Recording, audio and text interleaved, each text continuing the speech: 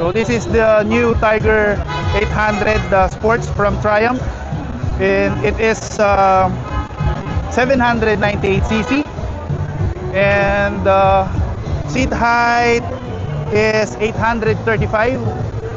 Then tires is sa front niya is 120 by 70 by 17, and the rear is 180 by 55 by 17.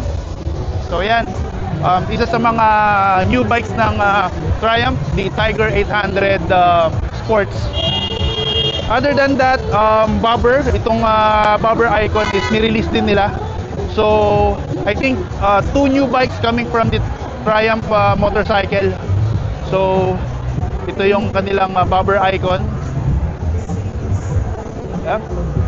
Sa mga gusto ng mga bobber type and cruiser, ang angas nito. So yan yung kanilang new releases from the Triumph brand. Alright, move on tayo sa ibang brand.